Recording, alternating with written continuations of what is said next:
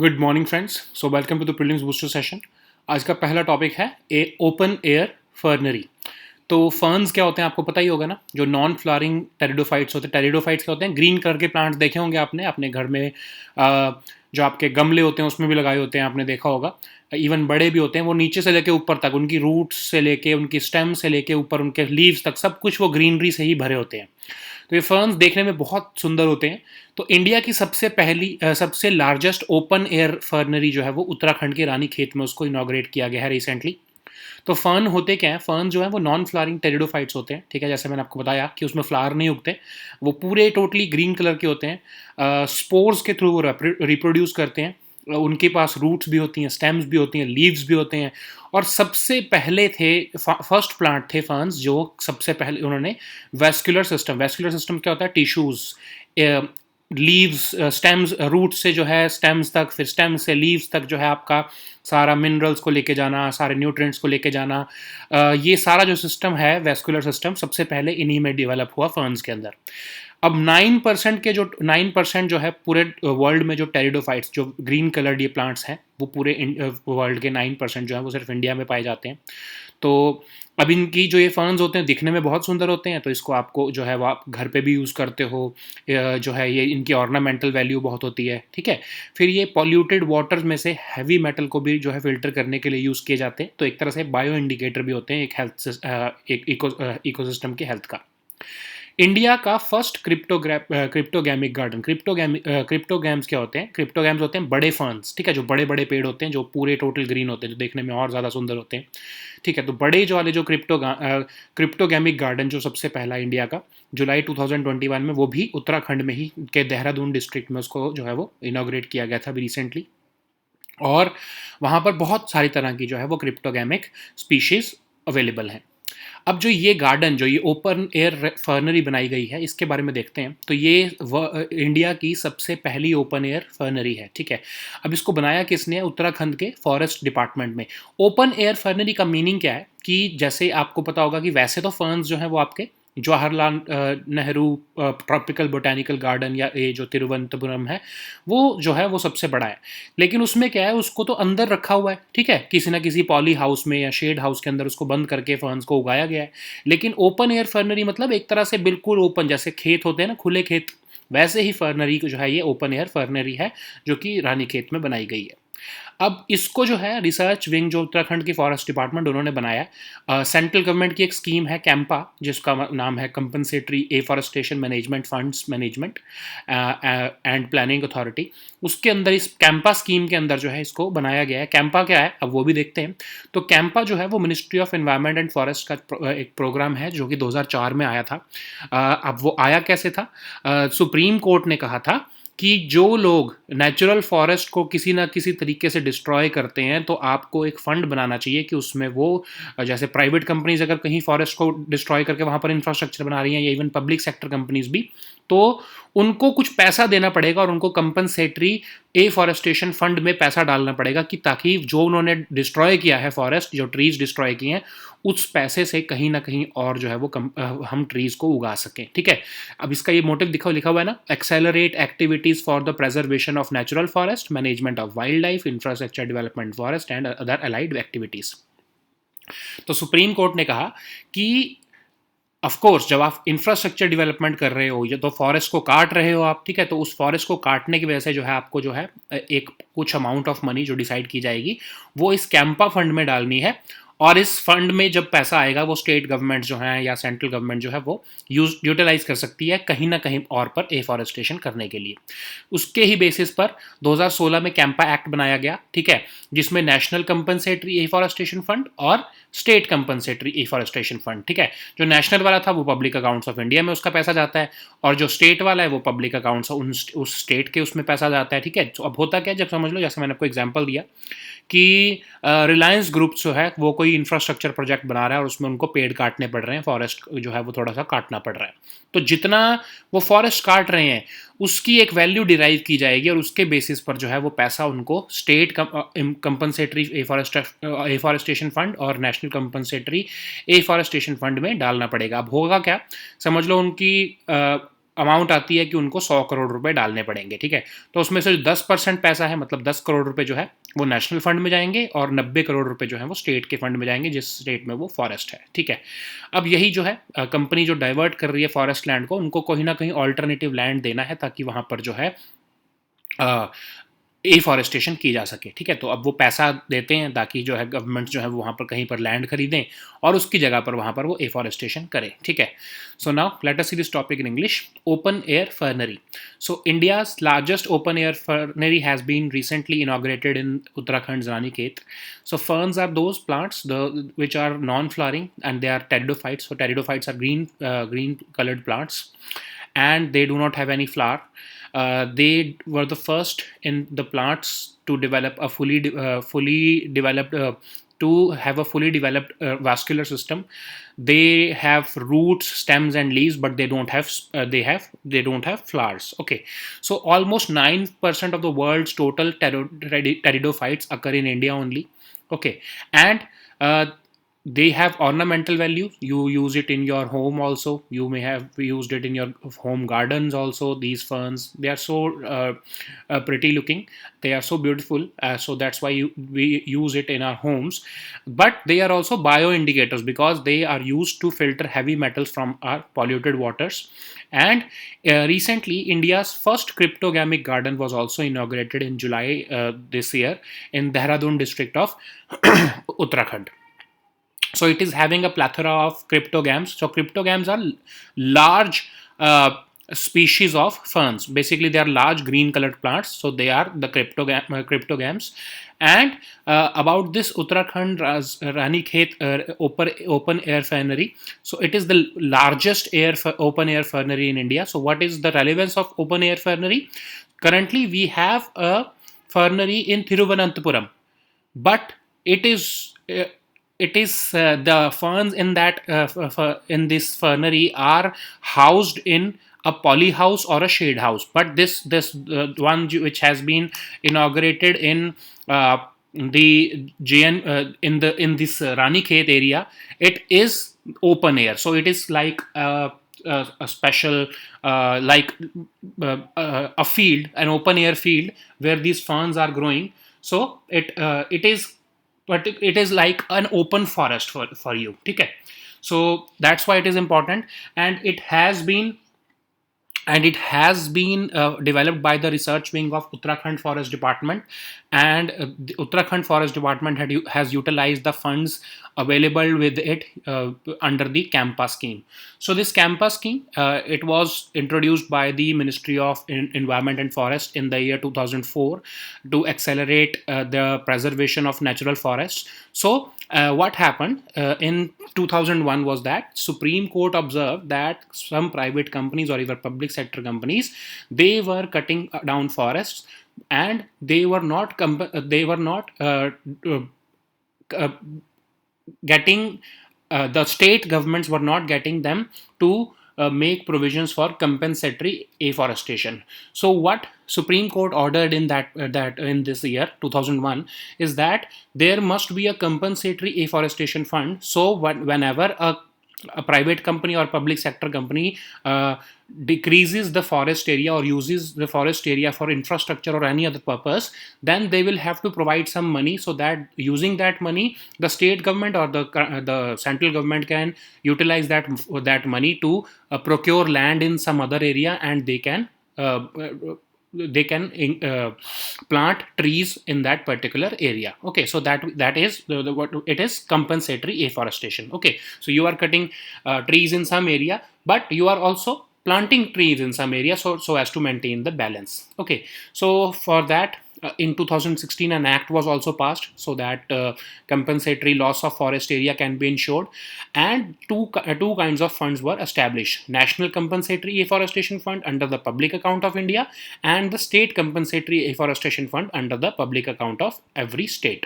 So whatever amount is received by the public sector or private sector companies who are obliged to pay under these funds, 10% of that amount is received by the national fund, and the 90% of the remaining amount is received by the state funds. Okay, so now let us see the next topic, which is NDEER. तो क्योंकि क्या हो रहा है कि अभी education sector में आपका सब कुछ डिजिटल टेक्नोलॉजी से पढ़ाया जा रहा है, तो जो है गवर्नमेंट ऑफ इंडिया जो है उन्होंने एक नेशनल डिजिटल एजुकेशन आर्किटेक्चर जो है वो बना के दिया है।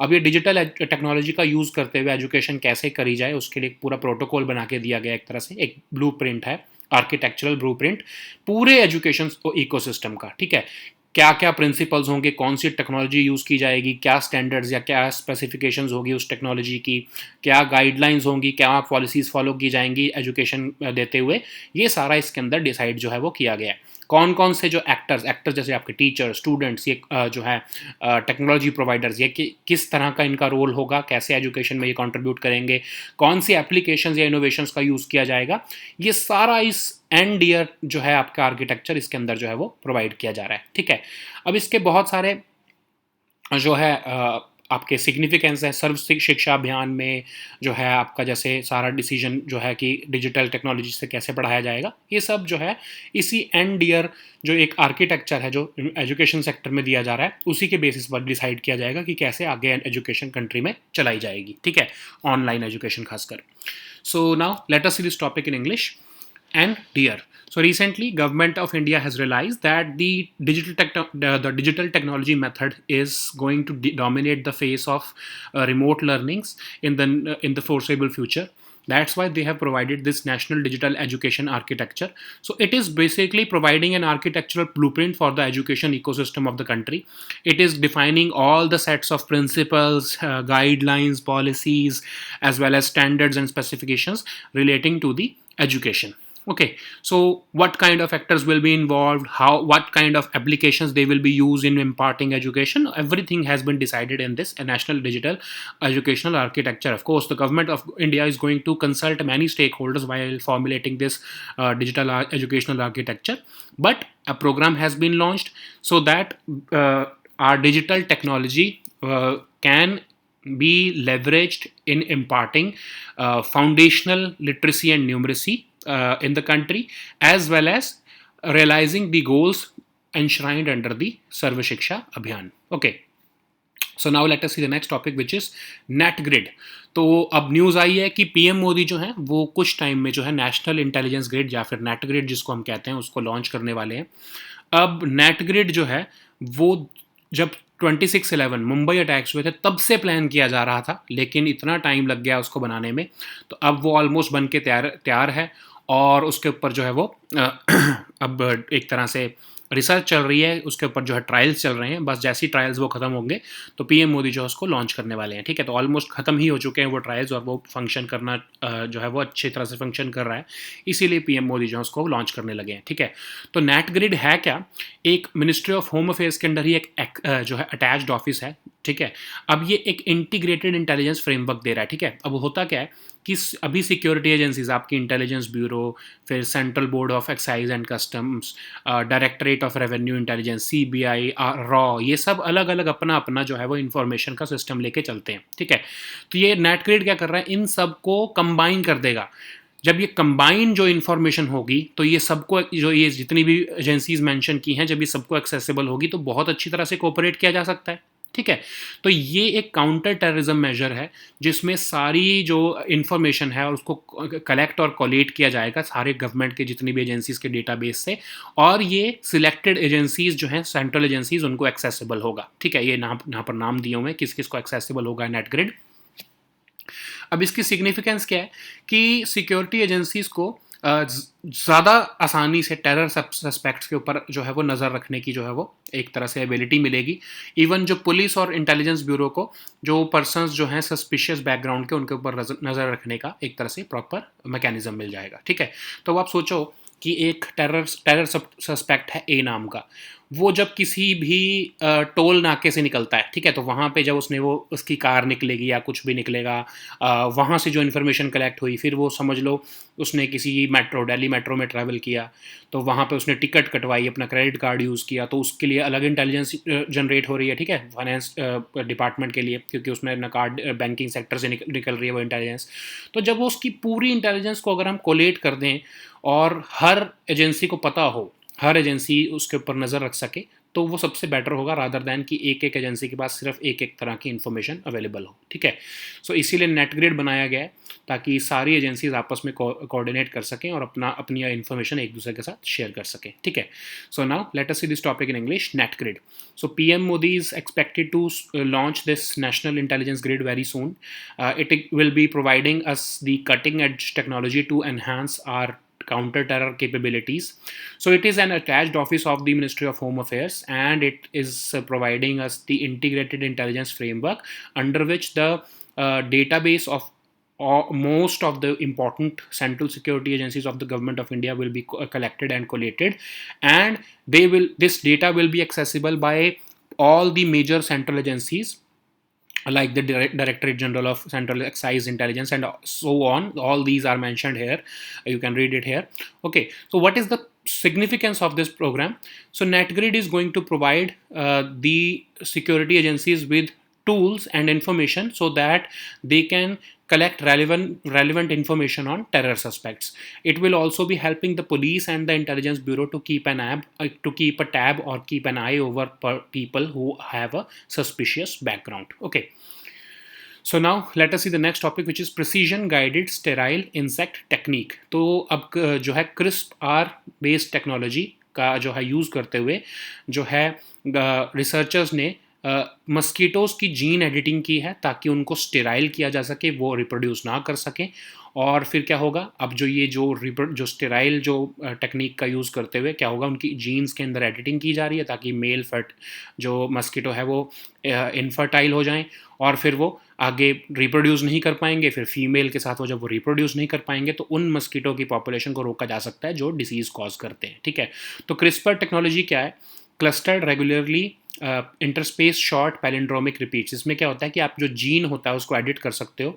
एक सीजर का यूज़ करते हैं जो कि होता है C9 प्रोटीन, ठीक है. तो एक तरह से सीजर होती है ये, और कुछ जीन के आप जो है आपके जो सीक्वेंस होते हैं उसको आप DNA के सीक्वेंस को आप एडिट कर सकते हो, काट सकते हो, मॉडिफाई कर सकते हो ताकि आप जो डिज़ायरेबल जीन का जो आप कैरेक्टर है वो आप ऑब्टेन कर सको, ठीक है. जैसे इस केस में क्या किया कि जिस जीन जो जीन है जिसकी वजह से मेल की फर्टिलिटी आती है मस्कीटो की, उसको ही कट कर दिया, ठीक है. तो उसमें क्या होगा कि इवन अगर वो मेट भी करेगा अगर वो फीमेल के साथ ऑफस्प्रिंग बनाने के लिए, तो वो नहीं बना पाएगा क्योंकि उसके वो जीन में है ही नहीं, ठीक है. उसको कट कर दिया गया.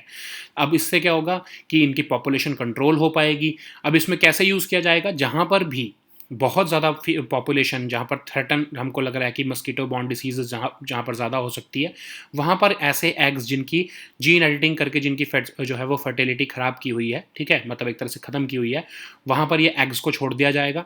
फिर होगा क्या, जो इनमें से मेल मस्कीटो निकलेंगे वो आगे तो इनफर्टाइल है, वो आगे रिप्रोड्यूस नहीं कर सकते. तो इवन अगर वो फीमेल्स के साथ मेट भी करेंगे तो जो है वो आगे पॉपुलेशन जो है वो नहीं बढ़ा पाएंगे. उससे क्या होगा, पॉपुलेशन धीरे धीरे कम होती रहेगी और वो पॉपुलेशन एलिमिनेट हो जाएगी मस्कीटो की, ठीक है. सो now let us see this topic in English, precision guided sterile insect technique. So recently the researchers have used the CRISPR based genetic engineering technology to limit the population of mosquitoes which infect millions of people each year with several diseases such as dengue, chikungunya, or anything like even Zika virus or something like that. So what they have used, this precision guided sterile insect technique is using the CRISPR genetic method to alter the genes of males, and they are eliminating the fertility factor, or they are making these mosquitoes infertile. And what happens with this, once these infertile or this infertile mosquitoes are launched in the atmosphere or in the out in the open environment, they even if they mate with the female mosquitoes, they do not produce offsprings because their gene has been edited. Okay, so now once they stop producing offsprings, the population of male mosquito, or rather the population of mosquito in that area starts falling, and eventually it gets removed from that particular area. Okay, so this CRISPR technology is very famous. It's even very famous for the UPSC also. UPSC has some kind of faith in this technology. That's why they keep asking questions out of this. That's why we are going to study we are going to understand what this technology is. Okay, so in CRISPR technology, you just take out the sequences of DNA and alter some sequences within that gene, and these alterations or modifications are carried out to obtain the desirable trait of a gene. Okay, so like in this case, we are altering or removing the particular traits in a gene which allows a male to uh, reproduce. Okay, so every other aspect of a gene remains the same, but we have taken out the fertility aspect of a gene, and we have launched this DNA back into the system. And even when these mosquitoes are born, they will not be having the ability to reproduce because we have taken it out using the CA9 protein, which is acting as the Caesar upon these DNA sequences. So what will be done now? These PGSIT eggs, okay, so this precision guided sterile insect technique eggs, they will be launched in such locations where there are so many mosquito borne diseases. So what will happen? These males will go on to mate with the females, but they will not be able to reproduce, and because of limiting their reproduction, this population of this mosquitoes will go down, and eventually it will be eliminated. Okay, so now let us see the next topic, which is thawing of permafrost. तो अभी IPCC की एक latest report कह रही है कि Arctic का जो पर्मा फ्रॉस्ट है, अगर वो पिघलने लग गया तो उससे ग्रीन हाउस गैसेज जो हैं वो, जैसे कि मीथेन और कार्बन डाइऑक्साइड, वो जो है वो रिलीज़ होंगी और उससे ग्लोबल वार्मिंग बहुत ज़्यादा बढ़ जाएगी। ठीक है, तो पहले तो हमें ये पता होना चाहिए कि पर्मा फ्रॉस्ट होता क्या है। ठीक है, तो पर्मा फ्रॉस्ट का मतलब ये नहीं कि सिर्फ स्नो वाला जो ग्लेशियर वाला एरिया, ठीक है, ऐसा नहीं होता।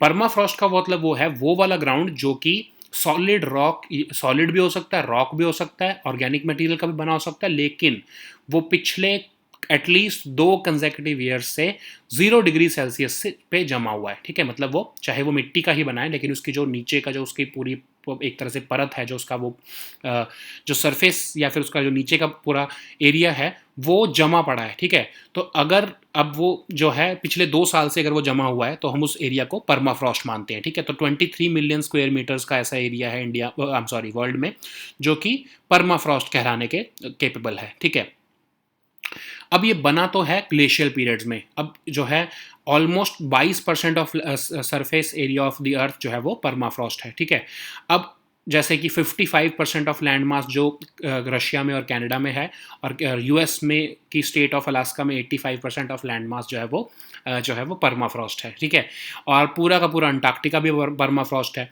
एक आइस बेड है समझ लो, उसके ऊपर जो है वो मिट्टी आ गई है, सॉइल आ गई है, उस पर इवन प्लांट्स भी उग सकते हैं। ठीक है, जैसा आपको मैं यहाँ पे दिखा रहा हूँ कि टुंड्रा वेजिटेशन भी हो सकती है उस पर्माफ्रॉस्ट के ऊपर, कई थाउजेंड्स ऑफ किलोमीटर की। ठीक है, इवन जैसे कनाडा और रशिया ने तो उनके ऊपर जो है सिटीज़ भी बसा दी हैं। ठीक है, जैसे एक आपको रशियन रेलवेज जो है पर्माफ्रॉस्ट के ऊपर ही जाती हैं। ठीक है, तो यही एक कंसर्न्स दिख रहे हैं हमें कि क्या इम्पैक्ट होगा अगर वो आइस पिघल गई, अगर वो थॉ हो गई तो। ठीक है, तो जिसके ऊपर आपने रोड्स और बिल्डिंग बना रखी है और रशियन रेलवेज पूरा उसके ऊपर बना हुआ है, अगर वो आइस ही पिघल गई तो समझ लो ज़मीन ही खिसक गई, ज़मीन ही पिघल गई, क्योंकि वो ज़मीन तो बर्फ़ की बनी हुई है। तो अगर वो पिघल गई तो ये रशियन रेलवेज, रोड्स, बिल्डिंग का क्या होगा। ठीक है, तो ये एक सबसे बड़ा इम्पैक्ट देखने को हमको मिलेगा।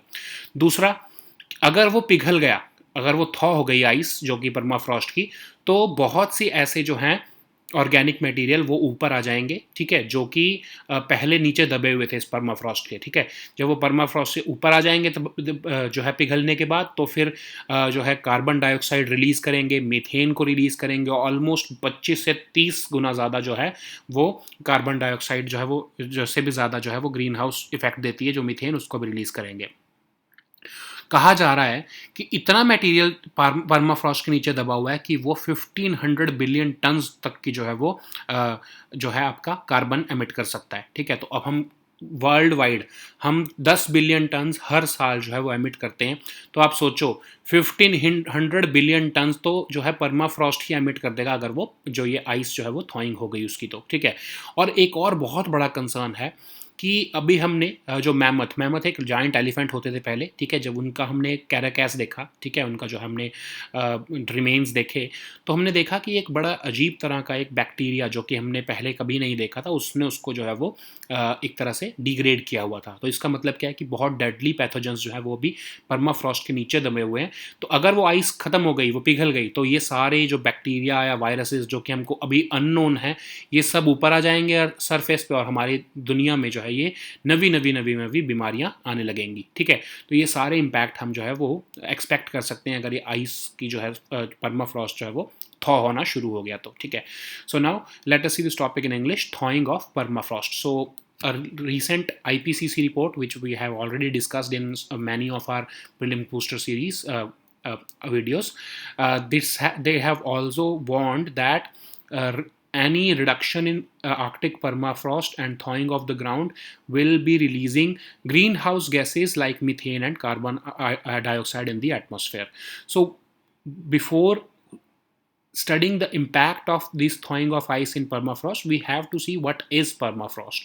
So permafrost is any ground which is frozen below 0 degrees Celsius for at least 2 consecutive years. So it can be a ground which is covered with soil, rock, or any organic material also, but it is frozen ground. Okay, so even tundra vegetation is also possible on that particular ground. So it is not just that any snow or ice pack or any a glacier is also only the permafrost, but even if there is soil, or even if there is any organic material or even rocks upon that base of permafrost, it is or the if the base is frozen and there is ground upon it, it is known as permafrost. Okay, so almost 22% of the land of the surface of the earth is known to be permafrost, and there is a possibility that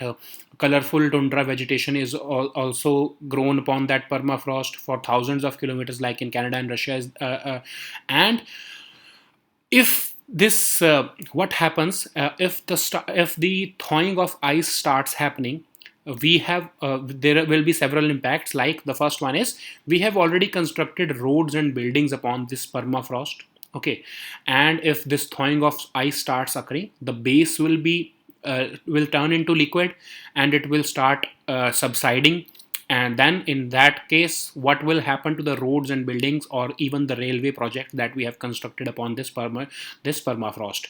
Okay, and similarly, there is organic material which is subsided beneath the permafrost, and if the ice gets subsided, if it melts, then this organic material will come up, and the breakdown of that material will start. And in this process of breakdown, almost 25 to 30 times of carbon dioxide and methane gas will be released, which is estimated to be about 1500 billion tons. So just to compare it with the current realities, we only emit 10 billion tons of carbon a year. So just imagine if 1500 billion tons of carbon or the methane gas is released in one go, what will happen to the climate of the earth? Okay, so there is one particular concern also. When we were researching upon the mammoths, so mammoths were giant elephant types which were present in the glacial period. When we found the carcasses of these mammoths, which have been subsided under the permafrost of Russia, we saw that several unknown forms of bacteria have degraded these mammoths, and these mammoths have been frozen thousands of years ago, but these bacteria this bacteria is continuing to live. And if this permafrost is thawed, and if this ice melts, then all these deadly pathogens will come up, and we cannot even expect what kind of the diseases these bacteria and viruses will bring for the humanity. Okay, so there are several concerns regarding the thawing of ice. Some of the concerns have been shared here. So you are going to encounter a question of this permafrost because it has been in news for I think in last 1 year at least, and it has been in news for several reasons. So you just have to see what is permafrost, like the definition that any land or any ground which is frozen for at least 2 consecutive years, it is eligible to be called as permafrost. Okay, so these were our topics for today. We'll meet next time with new topics. Until then, goodbye and take care.